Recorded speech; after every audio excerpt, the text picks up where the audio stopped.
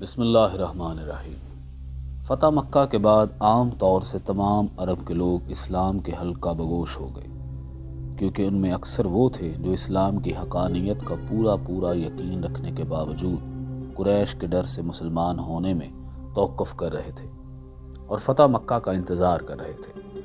پھر چونکہ عربوں کے دلوں میں کعبہ کا بے حد احترام تھا اور ان کا اعتقاد تھا کہ کعبہ پر کسی باطل پرست کا قبضہ نہیں ہو سکتا، اس لیے حضور صلی اللہ علیہ وآلہ وسلم نے جب مکہ کو فتح کر لیا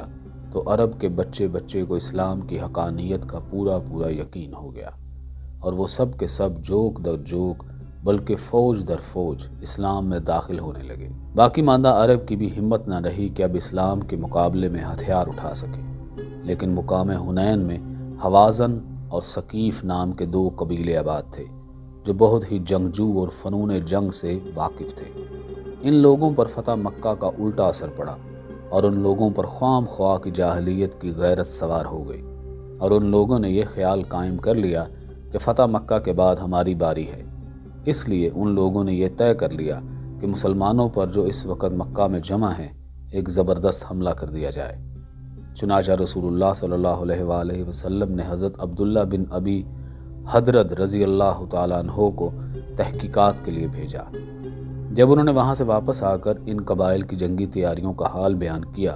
اور بتایا کہ قبیلہ حوازن اور ثقیف نے اپنے تمام قبائل کو جمع کر لیا ہے،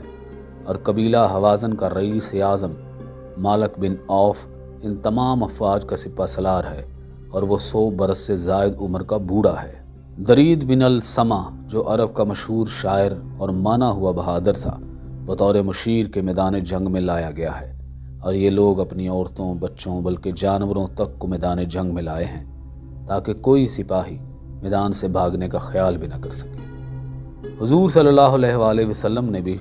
شوال 8 ہجری میں 12,000 کا لشکر جمع فرمایا۔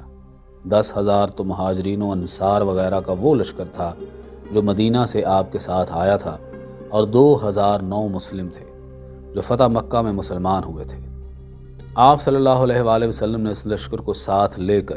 اس شان و شوکت کے ساتھ حنین کا رخ کیا کہ اسلامی افواج کی کثرت اور اس کے جاہ و جلال کو دیکھ کر بے اختیار بات صحابہ کرام رضوان اللہ علیہم اجمعین کی زبان سے یہ لفظ نکل گیا کہ آج بھلا ہم کو کون غالب کر سکتا ہے،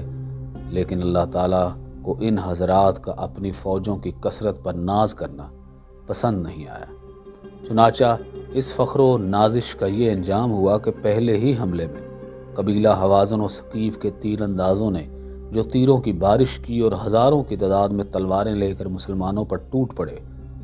تو وہ 2,000 نو مسلم اور کفار مکہ جو لشکر اسلام میں شامل ہو کر مکہ سے آئے تھے ایک دم سر پر پیر رکھ کر بھاگ نکلے۔ ان لوگوں کی بھگدڑ دیکھ کر انصار و مہاجرین کے بھی پاؤں اکھڑ گئے۔ حضور تاجدار دو عالم صلی اللہ علیہ وآلہ وسلم نے جو نظر اٹھا کر دیکھا تو گنتی کے چند جانثاروں کے سوا سب فرار ہو چکے تھے۔ تیروں کی بارش ہو رہی تھی، 12,000 کا لشکر فرار ہو چکا تھا، مگر خدا عز و جل کے رسول اللہ صلی اللہ علیہ وآلہ وسلم کے پائے استقامت میں بال برابر بھی لغزش نہیں ہوئی، بلکہ آپ صلی اللہ علیہ وآلہ وسلم اکیلے ایک لشکر بلکہ ایک عالم کائنات کا مجموعہ بنے ہوئے نہ صرف پہاڑ کی طرح ڈٹے رہے بلکہ اپنے سفید خچر پر سوار برابر آگے ہی بڑھتے رہے، اور آپ صلی اللہ علیہ وآلہ وسلم کی زبان مبارک پر یہ الفاظ جاری تھے: انا النبی لا کذب انا ابن عبد المطلب، میں نبی ہوں، یہ جھوٹ نہیں ہے، میں عبد المطلب کا بیٹا ہوں۔